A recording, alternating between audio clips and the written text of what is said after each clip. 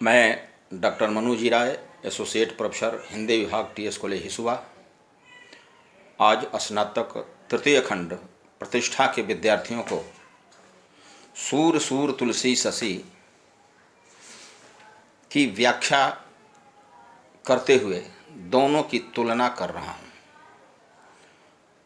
यह विषय स्नातक हिंदी प्रतिष्ठा के तृतीय खंड के विशेष पत्र यानी 8वें पत्र में अंकित है।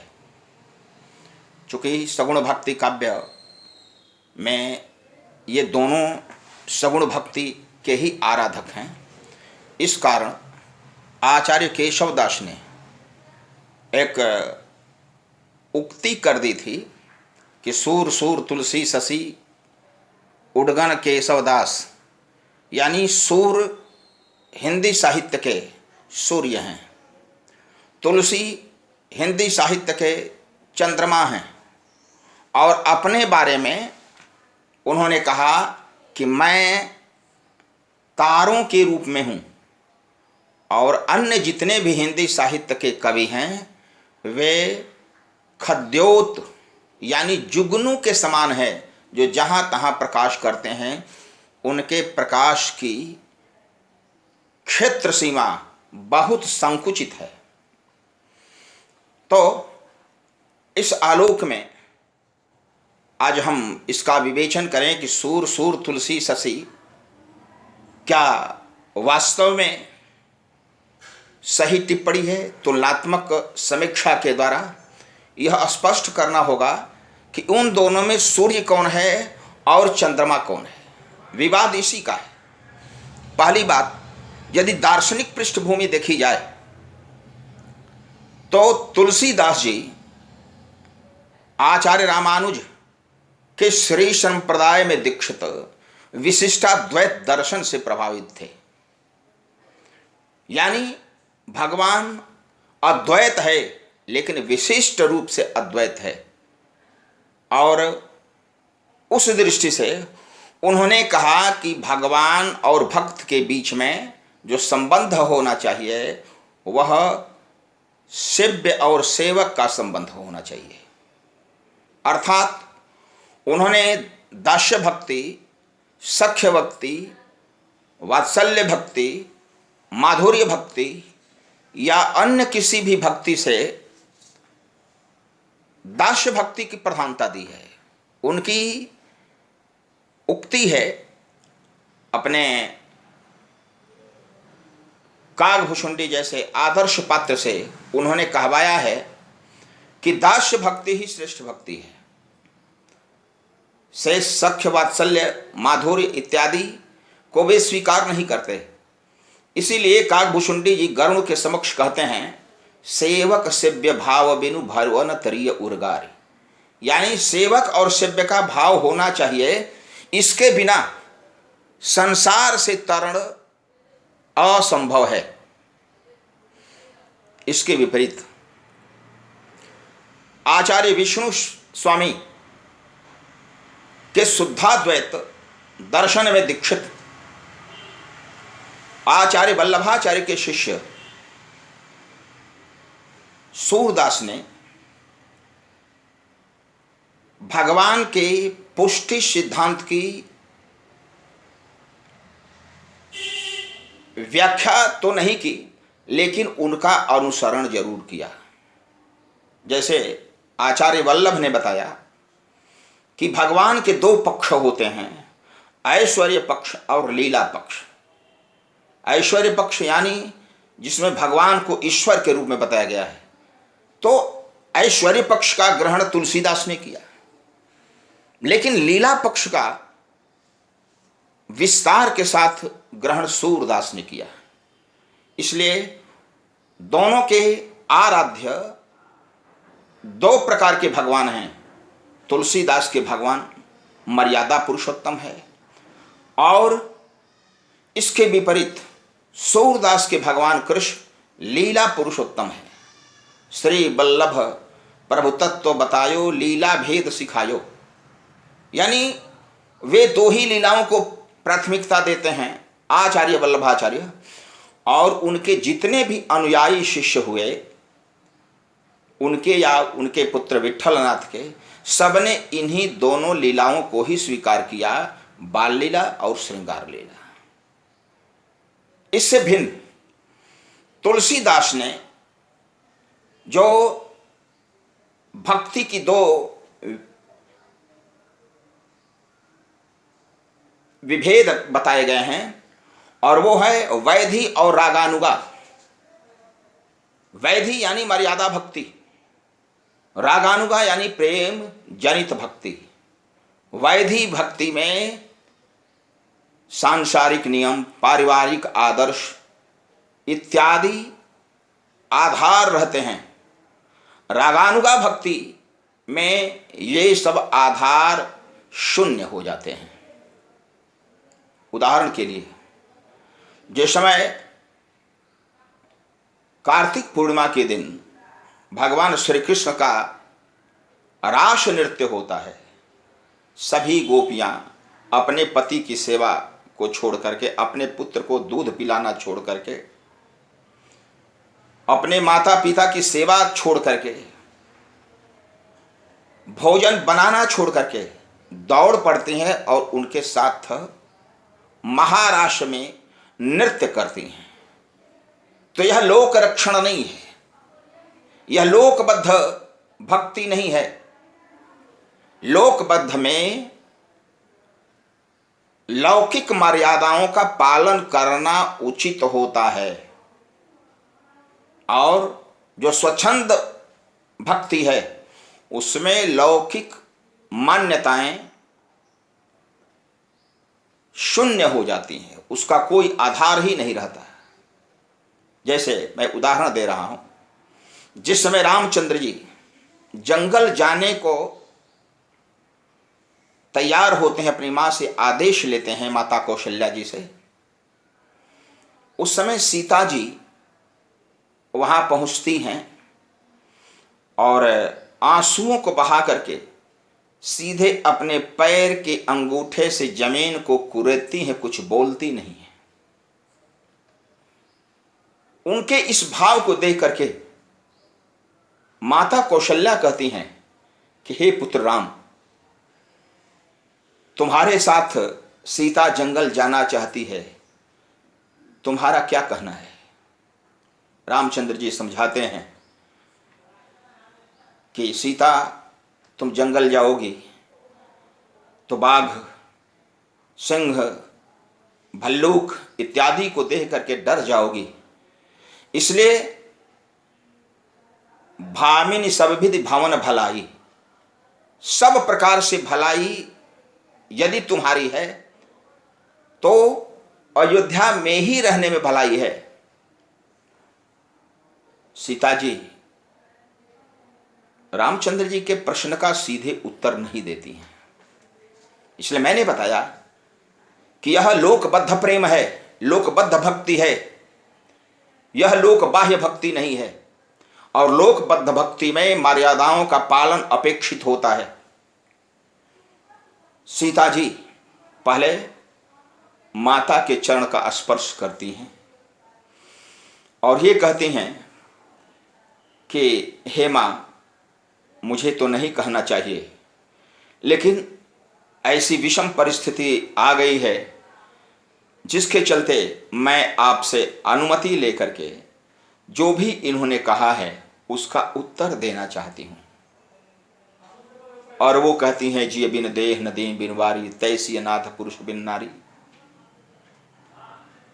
यहां तक कि काकू बक्रोक्ति में ये कहते हैं कि मैं सुकुमारी नाथ बन जोगू, तुम ही उचित तह मोप कह भोगू।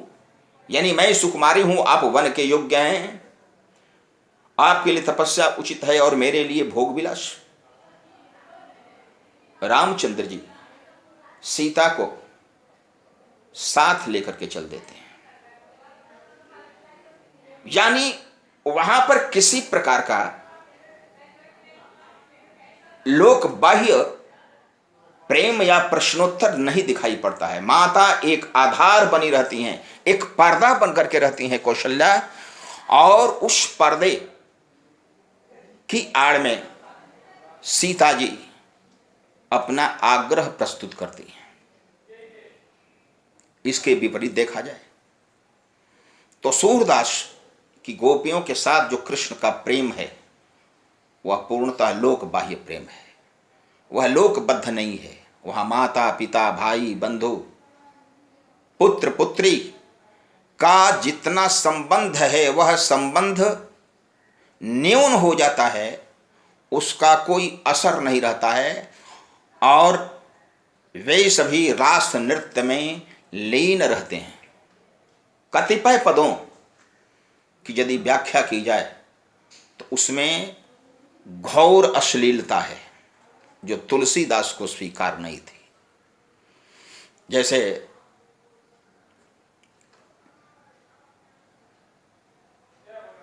सूरदास का कहना है, कर सरोज सन श्री फल परसत तब जसुमति गई आई, देखो ढीठ देत नहीं माता लिन्ह से गेंद चुराई। अर्थात कुछ स्पर्श के माध्यम से प्रेम कर रहे हैं श्री कृष्ण, इसी बीच में माता उपस्थित होती हैं और बहाना बनाते हैं श्री कृष्ण। तत्क्षण रुदन करत मनमोहन मन में सुधि उपजाई, यानी बचने के प्रयास में वे झूठ बोलते हैं। देखो ढीठ देत नहीं माता राखे से गेंद चुराई। और राधिका कहती हैं कि अरे गेंद तो हमारे घर में है, चलो साथ में खेलेंगे। तो यहां जो प्रेम वर्णित है वह पूर्णतः अश्लील है, यह भक्ति के अनुकूल नहीं है। इसी कारण सूरदास की जो भक्ति है वह सख्य भक्ति मानी जाती है, तुलसीदास की दास्य भक्ति मानी जाती है। रामचरितमानस में दो विशिष्ट रूप से विवाह संपन्न हुए हैं, पार्वती और शिव का विवाह, सीता और राम का विवाह। दोनों विवाहों में कहीं भी आंगिक स्पर्श, चुंबन, आलिंगन, परिरंभण इत्यादि का संकेत भी नहीं है। जैसे कुमार संभवम में महाकवि कालिदास ने शिव और पार्वती के प्रेम दृश्य को पूर्णतः श्रृंगारिक ही नहीं अश्लील बना दिया है। और कहा जाता है कि बाद में उन्होंने उस अश्लीलता को छिपाने के लिए रघुवंशम की रचना की। जो भी हो, लेकिन तुलसीदास ने उन दोनों विवाहों में ऐसा प्रसंग नहीं दिखाया है। पार्वती और शिव के विवाह के पश्चात दोनों एक साथ रहते हैं और उसमें विनम्रता पूर्वक असमर्थता बताते हुए तुलसीदास जी कहते हैं, जगत मात पितु शंभु भवानी तेहि सिंगार किम कहो बकहानी। यानी जगत माता और पिता के रूप में पार्वती और परमेश्वर यानी शिव हैं, मैं उनके श्रृंगार का वर्णन कैसे करूं, इसलिए कि वे भी हमारे माता पिता हैं, अन्य के समान मेरे भी वे माता पिता हैं। कई बार वो कहते हैं कि सेवक, भक्त और आदर्श यदि हैं भगवान शिव तो राम के हैं। और उसका समर्थन करते हुए वे बार बार जगत माता पार्वती और जगत पिता परमेश्वर की आराधना करते हैं। लेकिन सूरदास ने कहीं भी श्री कृष्ण और राधा को जगत माता और जगत पिता के रूप में नहीं कहा है। उनका वात्सल्य वर्णन भी है तो वह वात्सल्य रस से अप्लावित नहीं है, बल्कि उसमें भी भक्ति रस का पुट ज्यादा है। और वह भक्ति रस क्या है? तो वह दास्य भक्ति है, सख्य भक्ति नहीं है। सूरदास ने जो भक्ति के पदों की रचना की, बाल लीला के पदों की रचना की, उन बाल लीला के पदों में दैन्य भाव नहीं है, सख्य भाव है। इसके विपरीत तुलसीदास के जो बाल लीला के प्रसंग हैं, उनमें विशुद्ध दास्य भक्ति ही अभिव्यक्त हुई है। जैसे भगवान श्री राम को युवा रूप में नहीं, आराध्य के रूप में, बाल रूप में भी अभिवंदित किया है तुलसीदास ने। स्वयं कागभूषणी और भगवान शिव बाल रूप भगवान की प्रार्थना करते हैं। इष्ट देव मम बालक रामा, बंदौ बाल रूप सोई रामू। यानी जो मैंने बताया कि यदि अन्य रस भी हैं, तो उन अन्य रसों में भी तुलसीदास ने दास्य भाव ही रखा है। राम और सीता का विवाह हो रहा है। विष्णु और ब्रह्मा दोनों आश्चर्यचकित हैं कि उनके द्वारा रची हुई कोई वस्तु उस मंडप में नहीं है। अचानक शिव वहां उपस्थित होते हैं और कहते हैं, करे यह जो विवाह है हमारे माता पिता का विवाह है, तो हमारी और आपकी रचना यहां पर कैसे उपस्थित होगी? इसलिए आप इन्हें माता पिता के रूप में स्वीकार करके प्रणाम करें। यही है भगवान के ऐश्वर्य रक्ष का रूप का वर्णन। सूरदास ने ऐसा प्रसंग यदि दिखाया तो उसको हल्के में दिखाया है। जैसे जो सुख सूर अमर मुनि दुर्लभ, सो नंद भामिनी पावे।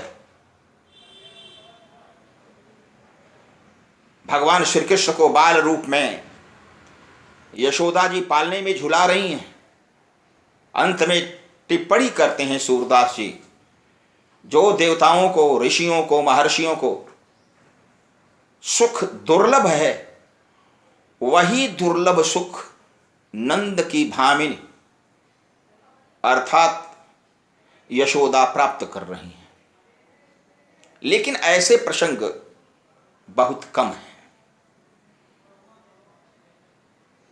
राम और सीता 14 वर्षों तक जंगल में रहते हैं।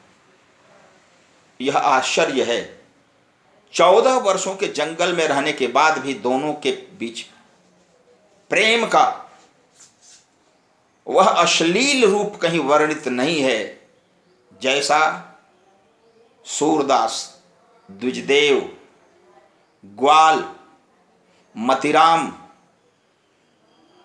बिहारी लाल जैसे कवियों ने किया है। एक बार मात्र संकेत मिलता है, एक बार चुनि कुसुम सुहाए, निज कर भूषण राम बनाए, पहिराए सीत सही अति सादर, बैठे फटिक शिला पर सुंदर। यानी फटिक शिला पर बैठ करके पुष्प की माला उन्होंने गूंथी और सीता को उन्होंने पहना दिया। मात्र यही लोकबद्ध श्रृंगार वहां वर्णित हुआ है। न उसमें चुंबन है, न आलिंगन है, न परस्पर नेत्र व्यापार है। और इसी बीच में जो इंद्र का पुत्र जयंत है, सीता के शरीर पर चंचू प्रहार करता है। तो यह जो प्रसंग है वह पूर्णतः लोकबद्ध है, वह लोक बाह्य नहीं है। कहीं इसमें अश्लीलता नहीं है, और तुलसीदास ने इसी को बचाया है। राम और सीता का विवाह होता है, विवाह के पश्चात दोनों घर आते हैं अयोध्या में, लेकिन उस समय प्रथम रात्रि के मिलन का प्रसंग कहीं नहीं है। बस संकेत मिलता है, नित जागरण करहि सब नारी, देई परस्पर हिलमिल गारी। यानी जागरण कर रही हैं सभी नारियां और एक दूसरे को गाली दे रही हैं। वहां सुहाग रात का कोई संकेत नहीं है।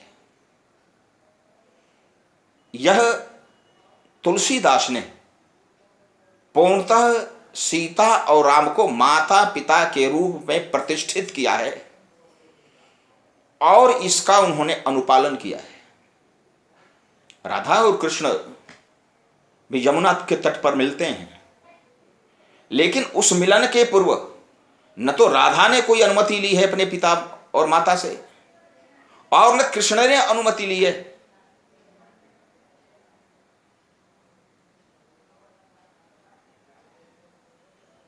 वो दोनों एक दूसरे के प्रति आकर्षित होते हैं और दोनों एक साथ चल देते हैं।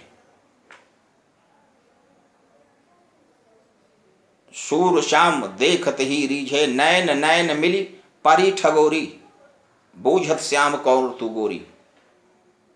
तो ये जो प्रसंग है वह पूर्णतः लोक बाह्य प्रसंग है। इसका तुलसी ने कहीं भी प्रयोग नहीं किया है। अब लिया जाए कि दोनों की जो भक्ति है वह ऐश्वर्य पक्ष और लीला पक्ष को लेकर के किस रूप में वर्णित हुई है। भगवान के दो रूप हैं, एक ऐश्वर्य पक्ष और एक है लीला पक्ष। यानी एक में ईश्वरत्व का विधान है और दूसरे में लीला पुरुषोत्तम का विधान है। यूं कहे कि एक जगह मर्यादा पुरुषोत्तम है और एक जगह लीला पुरुषोत्तम है। तुलसीदास के राम हर जगह मर्यादा पुरुषोत्तम के रूप में दिखाई पड़ते हैं। सीता और राम का प्रथम मिलन पुष्प वाटिका में होता है, लेकिन सीता राम के अतिरिक्त लक्ष्मण के प्रति भी थोड़ी सी भी आकर्षित नहीं होती है। उधर राम अन्य सखियों की ओर दृष्टिपात तक नहीं करते, एकमात्र सीता के प्रति ही अनुरक्त रहते हैं। यह एक निष्ठ प्रेम विश्व साहित्य का दुर्लभ प्रेम है, और यह एक निष्ठता सूर के साहित्य में कहीं नहीं है। अब देखा जाए तो काव्य सृजन की दृष्टि से दोनों का मूल्यांकन किया जाए। काव्य सृजन का अर्थ होता है काव्य की संरचना। तुलसीदास ने 3 भाषाओं में 12 पुस्तकों की रचना की, लेकिन सूरदास ने मात्र 3 रचनाएं ही प्रस्तुत की, जिसे सभी विद्वानों ने स्वीकार किया है। सूरदास की मात्र 3 रचनाएं हैं, सूरसागर, सूरसारावली और साहित्य लहरी। मात्र 3 पुस्तकें हैं। लेकिन इसके विपरीत तुलसीदास ने 12 पुस्तकों की रचना की। उन 12 पुस्तकों में रामचरितमानस, विनय पत्रिका, रामलला नहछु, रामाज्ञा प्रश्न, बरवै रामायण, गीतावली, कवितावली, श्री कृष्ण गीतावली, वैराग्य संदीपनी, यानी इस प्रकार से 12 पुस्तकों की उन्होंने रचना की। इन 12 पुस्तकों में 3 भाषाओं पर स्वयं तुलसीदास का अधिकार था। सूरदास का अधिकार एकमात्र ब्रजभाषा पर ही था। तुलसीदास ने रामचरितमानस, बरवै रामायण, दोहावली इत्यादि की रचना अवधी भाषा में की, लेकिन जहां पर गेय पदों की रचना की बात आई, उन्होंने ब्रजभाषा को स्वीकार कर लिया।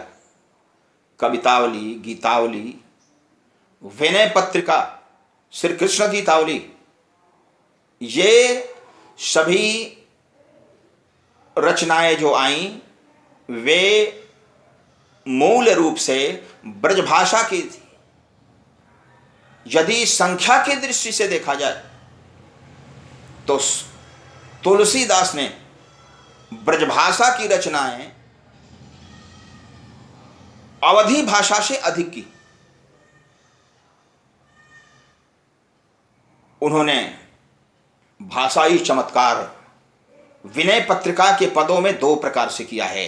पूर्वार्ध में पूर्णतः दीर्घ सामासिक पदावली है, लंबे लंबे वाक्य प्रयुक्त हुए हैं, जैसे जयति मंगलागार संसार भारापहार वानराकार विग्रह पुरारी।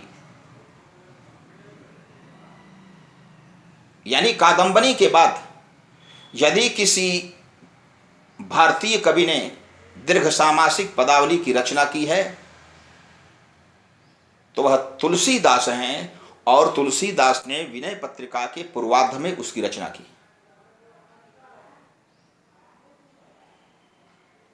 तुलसीदास ने प्रबंध काव्य, खंड काव्य, गीति काव्य सबकी रचनाएं की। प्रबंध काव्य के रूप में रामचरितमानस, मुक्तक काव्य के रूप में विनय पत्रिका, कवितावली, गीतावली, श्री कृष्ण गीतावली, ये सभी मुक्तक हैं। यदि खंड काव्य की दृष्टि से देखा जाए तो राम और कृष्ण के विवाह को आधार बना करके उन्होंने दो पुस्तकों की रचना की जो खंड काव्य हैं। एक का नाम है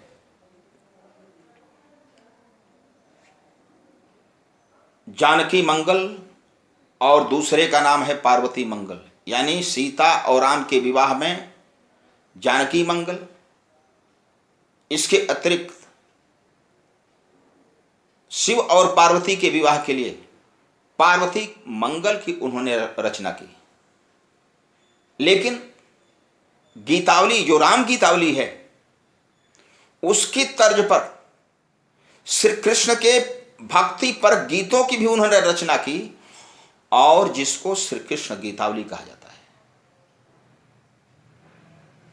इस प्रकार तुलसी का जो साहित्य सृजन है सूरदास से बहुत आगे निकल जाता है। संस्कृत भाषा पर तुलसीदास का पांडित्य था। रामचरितमानस के मंगलाचरण के जो श्लोक हैं वे विशुद्ध संस्कृत में रचे गए हैं, और इन संस्कृत के श्लोकों में उन्होंने अपनी आदर्श भक्ति को प्रस्तुत किया है। जैसे हनुमान की भक्ति बताते हुए कहते हैं, अतुलित बलधामम स्वर्ण शैलाभ देहम दनुज बन कृशानुम ज्ञान नामग्र गण्यम सकल गुण निधानम वानराणामधीशम रघुपति भक्तम वात जातम नमामि। यही नहीं, जहां शिव और पार्वती की वंदना करते हैं वहां भी दैन्य भाव ही उनका प्रमुख है। भवानी शंकरो वंदे श्रद्धा विश्वास रूपिणो याभ्याम विना न पश्यन्ति सिद्धा स्वांतस्थमीश्वरम। यानी सिद्ध भी जो हैं वे अपने स्थित ईश्वर को कभी प्राप्त नहीं कर सकते हैं। इसलिए भवानी और शंकर की पूजा या भक्ति मूल रूप से श्रद्धा और विश्वास की ही भक्ति है। विश्वास के रूप में शंकर जी हैं और श्रद्धा के रूप में पार्वती हैं। तो ऐसे श्लोकों की रचना करके तुलसीदास ने भाषाई पांडित्य का परिचय दिया है। और यह भाषाई पांडित्य तुलसीदास के समान सूरदास में कहीं दिखाई नहीं पड़ता। यदि अन्य प्रसंग में देखा जाए तो तुलसीदास के साहित्य में विस्तार है, लेकिन सूरदास के साहित्य में गहवरता है, गहराई है। बाल और श्रृंगार का सूरदास कोना कोना झांक आए हैं और उस मामले में वे पूरे हिंदी साहित्य में अद्वितीय हैं। इन दोनों रसों की जो विशिष्ट अभिव्यक्ति सूरदास ने की है वह तुलसीदास का अन्य किसी कवि ने नहीं की है। इस कारण सूर के साहित्य में गहवरता है, गहराई है। आचार्य रामचंद्र शुक्ल कहते हैं कि जो सूर का काव्य है वह सिद्धावस्था का काव्य है, जो तुलसी का काव्य है वह साधनावस्था का काव्य है। यानी एक साधक का प्रयास तुलसीदास का साहित्य है और एक सिद्ध का प्रयास सूरदास का साहित्य है। इसलिए सूरदास के साहित्य के अध्ययन के क्रम में यदि मानसिक प्रौढ़ता नहीं रही तो आजकल जो फिल्मों के दृश्य दिखाए जाते हैं ऐसे भी दृश्य उसमें प्राप्य हैं जो मन को बावरा बना सकते हैं। तुलसीदास ने उन दृश्यों से बचाया है। यह आश्चर्य है कि पूरी लंका पर वानर भालुओं को अधिकार हो जाता है, उनकी महिलाएं त्राहि त्राहि करती हैं, लेकिन वैधि भक्ति का इतना प्रभाव है कि किसी भी वानर और भालू ने किसी रक्ष जाति की महिला के साथ कोई दुर्व्यवहार नहीं किया है। यह विशुद्ध आदर्श है। यह जो आदर्श है वह भविष्य के युद्ध प्रसंगों में भी आना चाहिए। जैसे सिकंदर ने आक्रमण किया भारत पर, इस्लाम का आक्रमण हुआ, अंग्रेजों का आक्रमण हुआ, लेकिन यह वैधि भाव वहां नहीं रहा। लोक मर्यादा का पूरा तिरोहण हुआ है वहां पर। हमारे राष्ट्र की महिलाएं सुरक्षित नहीं रही। महाभारत में कीचक, जरासंध जैसे दुष्ट पात्र, दुर्योधन और दुशासन जैसे खल पात्र अद्वितीय सुंदरी द्रौपदी को अपने अंक पास में बांधना चाहते हैं। यह पराजित दल के प्रति विजयी दल का पूर्णतः मर्यादा विरुद्ध आचरण है, ऐसा नहीं होना चाहिए। तुलसीदास ने ऐसे प्रसंगों को नहीं आने दिया है। कभी कभी ऐसा प्रसंग आता है कि सूरदास ने तो मूल रूप से मुक्तक छंद की रचना की।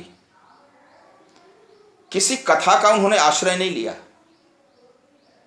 इसके विपरीत तुलसीदास ने मुक्तक छंद और प्रबंध काव्य दोनों की रचना की। रामचरितमानस प्रबंध काव्य ही नहीं, वह महाकाव्य है। और उस महाकाव्य में उन्होंने जो आदर्श प्रस्तुत किया है वह भविष्य में भी समाज को अच्छी दिशा में ले जाने वाला है। लेकिन कथा का आश्रय सूरदास ने नहीं लिया। एक तो उनकी जन्मांधता भी थी जो बाधक बन रही थी, लेकिन रामचरितमानस के विशिष्ट प्रसंगों, खास करके भावना प्रधान,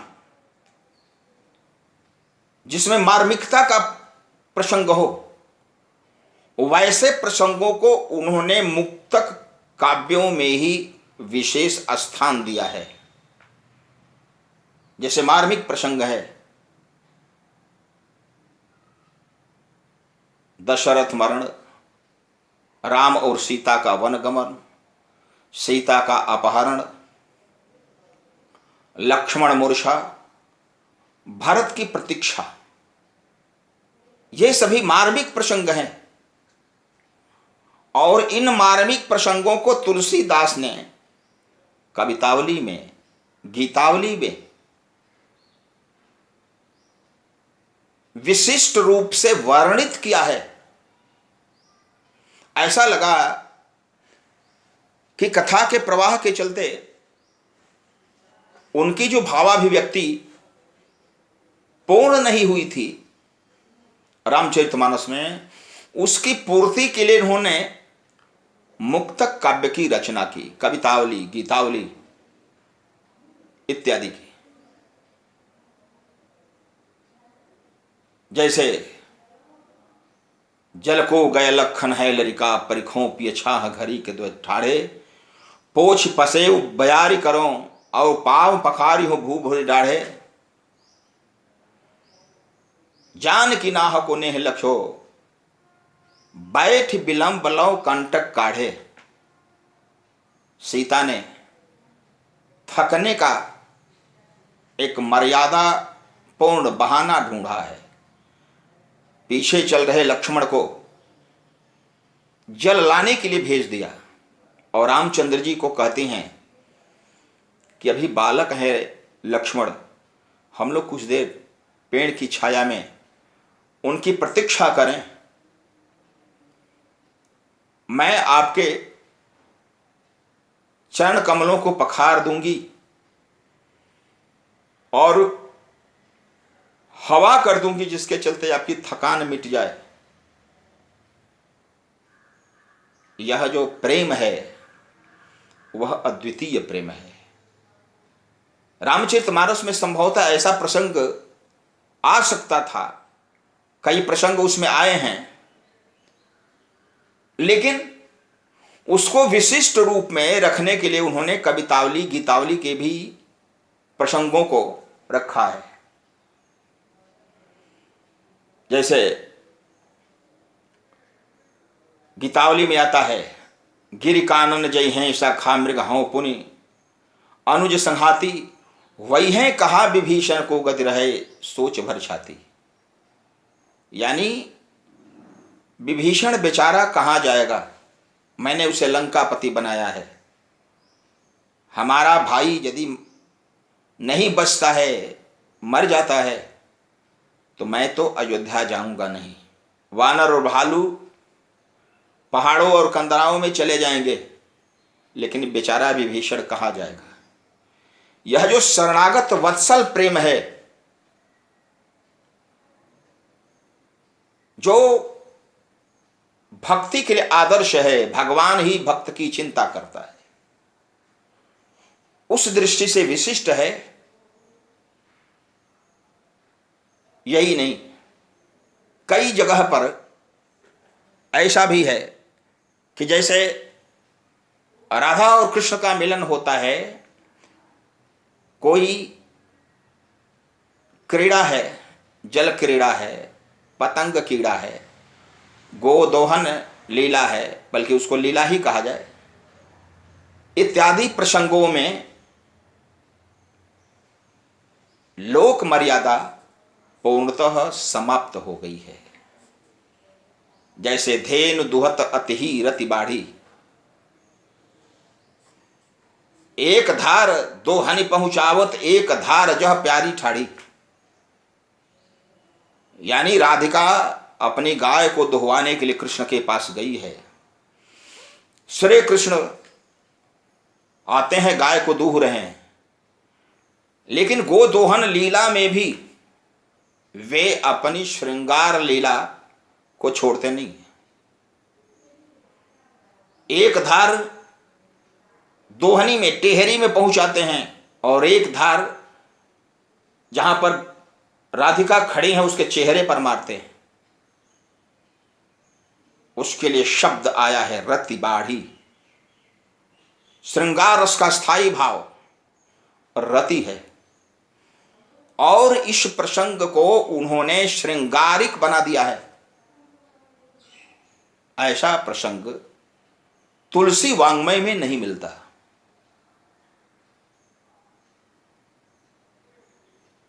कितनी मर्यादापूर्ण भक्ति है कि रामचंद्र जी, सीता और लक्ष्मण तीनों जंगल जा रहे हैं। गांव की बहुएं सीता से प्रश्न करते हैं, कोटि मनोज लजावन हारे, सुमुख कहि को आहि तुम्हारे। यानी करोड़ों कामदेव को लज्जित करने वाले सांवले ऐसे सुंदर मुख वाली तुम्हारे कौन लगते हैं। यदि वर्तमान परिप्रेक्ष्य देखा जाए तो सीता जी को यह कह देना चाहिए था कि वे हमारे पति हैं। लेकिन मैंने जो पहले बताया है कि लोकबद्ध प्रेम में यह नहीं होता है। पूछा गया सांवले के बारे में, सीता जी बताती हैं गोरे के बारे में। देखा जाए, सरल सुभाव सुभग तन गोरे, नाम लखन लघु देवर मोरे। यानी मेरे छोटे देवर हैं जिनका सरल स्वभाव है, सौभाग्यशाली हैं, उनका नाम लक्ष्मण है। पूछा गया आगे के बारे में, आगे चलने वाले के बारे में, बता रही है पिछले वाले के बारे में। पूछा गया सांवले के बारे में, बता रही है गोरे के बारे में। यदि व्यवहारिक रूप में देखा जाए तो यह जो प्रसंग है वह असंबद्ध है। प्रश्न और उत्तर का तालमेल नहीं है। लेकिन लोकबद्ध प्रेम का आदर्श यदि देखा जाए तो इससे अधिक अच्छा लोकबद्ध प्रेम नहीं होगा। सीता जी राम का परिचय देने के पहले अपने देवर लक्ष्मण का परिचय देती हैं कि सरल स्वभाव वाले हैं, सौभाग्यशाली हैं, वे हमारे छोटे देवर हैं। गांव की बहुएं कुछ दूर और आगे बढ़ती हैं कि जब पिछला छोटा देवर है तो जो सांवला है आगे चल रहा है वो बड़ा देवर है, भाई है या चचेरा ससुर है, कुछ भी हो सकता है। और सीता जी सोचती हैं कि इसका उत्तर मैं कैसे दूं। यदि उत्तर मैं मुंह से दे देती हूं तो यह लोकबद्ध प्रेम का उल्लंघन होगा। राजवधू हैं, राजपुत्री हैं, सामान्य महिला नहीं है। तुलसीदास ने उसका बहुत अच्छा परिचय दिया है। बहुरी बदन विधु अंचल ढांकी, अपने आंचल को थोड़ा सा आगे करके अपने चेहरे को छिपा लेती हैं। चंद्र बदनी सीता जी अपने चंद्र मुख को छिपा लेती हैं। पियतन चितई भौं कर बाकी, अपनी भौहों को तिरछी करके रामचंद्र जी को देख लेती हैं। खंजन मंजू तिरीछे नैनन, और नेत्रों को थोड़ा तिरछा करके इशारे के साथ उन्हें अपना पति बताती हैं। मुंह से नहीं बोलती है, निजपति कहें तिन्हें सिय सैनन, यानी इशारे से ही बताती हैं।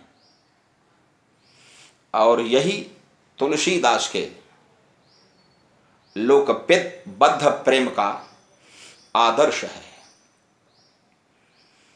ऐसा आदर्श कहीं दिखाई नहीं पड़ता। यह आश्चर्य है कि राम के जो विरोधी हैं, उन विरोधी पात्रों की धर्म पत्नियां भी राम के प्रति विनम्रता का ही भाव दिखाती हैं। यह आश्चर्य है। मंदोदरी ने अपने पति रावण को बार बार समझाया है। तारा ने बाली को समझाया है कि आपको नहीं जाना चाहिए युद्ध करने के लिए। जो नारी वाद पर उंगली उठाते हैं तुलसीदास पर, उनको वह अर्धाली भी देखनी चाहिए। कहते हैं बाली को रामचंद्र घायल होने के पश्चात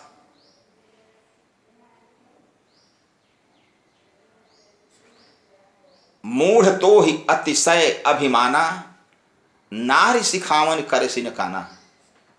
अरे मूर्ख, तुम्हें अत्यंत अभिमान था, तुमने नारी के परामर्श पर ध्यान नहीं दिया। मूढ़ तो ही अतिशय अभिमाना, नारी सिखावन करे सिन कानी, यानी तुम्हें नारी का सम्मान करके उसके परामर्श को स्वीकार करना चाहिए था। सुग्रीव के साथ बैर नहीं रखना चाहिए था। यह चाहती है तारा, लेकिन बाली का जो अहंकार है उसे स्वीकार नहीं करता।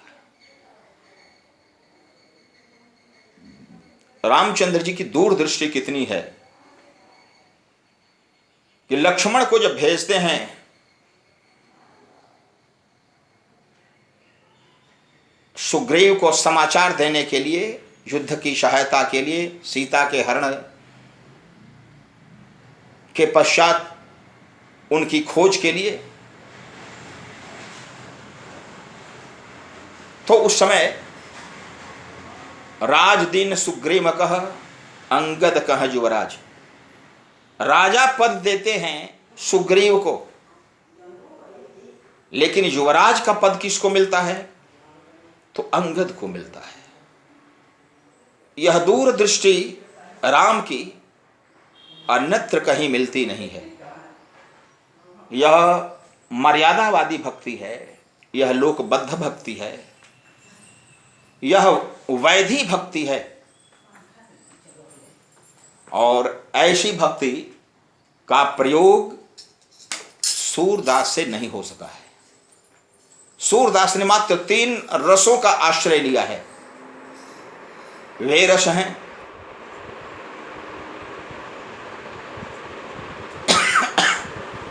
शांत रस, वात्सल्य रस और श्रृंगार रस। यदि शांत रस को भक्ति रस से भी मिला दिया जाए तो उनके 4 हो जाएंगे भक्ति रस को मिला करके। लेकिन गहनता यदि है उनकी तो वात्सल्य रस और श्रृंगार रस, और उन दोनों रसों के श्रृंगार पक्ष और वियोग पक्ष दोनों का वर्णन उन्होंने किया है। तुलसीदास ने 11 रसों का वर्णन किया है। इस मामले में वे अद्वितीय हैं। राम के जन्म के समय वात्सल्य रस, बाल लीला तक, उसके बाद दशरथ मरण के बाद करुण रस, सीता हरण के बाद करुण रस, हनुमान की लंका प्रस्थान के समय वीर रस, लक्ष्मण के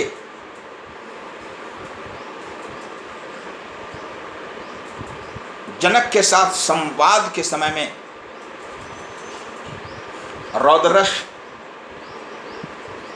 राम सीता और लक्ष्मण के वनगमन के प्रसंग में बादलों के द्वारा छाया करने के प्रसंग में अद्भुत रस, नारद मोह के प्रसंग में हास्यरस और भयानक राक्षसों के रूप वर्णन और कार्य के संबंध में अद्भुत रस, बीभत्स रस इत्यादि दिखाई पड़ते हैं। लेकिन तुलसीदास की जो भक्ति आद्योपांत हुई है वह विनय पत्रिका में हुई है। वहाँ पर कैंकर्य भाव का प्रकटीकरण हुआ है। कैंकर्य भाव कहते हैं दास्य भाव को। इस प्रकार यदि देखा जाए मूल्यांकन के क्रम में तो सूर सूर तुलसी शशि उडगन केशवदास में सूर तुलसी और शशि सूर ही सिद्ध होते हैं। मैं विनम्रता पूर्वक यह आग्रह करता हूँ कि तुलसीदास की व्यापकता सूरदास में नहीं है, लेकिन सूरदास की जो सीमित क्षेत्र में गहराई है वह तुलसीदास में नहीं है। इसलिए दोनों विस्तार और गहवरता के क्षेत्र में विशिष्ट हैं, अद्वितीय हैं। ऐसा और कहीं साहित्य में नहीं मिलता है। इसलिए मैं इस लॉकडाउन की परिस्थिति में विद्यार्थियों को संबोधित करते हुए कह रहा हूँ कि आप प्रतिदिन हो रहे ऑनलाइन टीचिंग के माध्यम से ज्ञान प्राप्त करें। यह जो मैंने उत्तर बताया है यह हिंदी प्रतिष्ठा के विशेष पत्र सगुण भक्ति काव्य का है। इसमें सगुण भक्ति से संबद्ध कवियों के ही साहित्य का अध्ययन करना है। इसलिए आप प्रतिदिन सुबह 10 बजे से 4:30 बजे शाम तक आप हमसे किसी भी प्रश्न का उत्तर मांग सकते हैं। हम लोग कहीं बाहर निकल नहीं सकते और हम आपकी सहायता करने के लिए तत्पर हैं। धन्यवाद।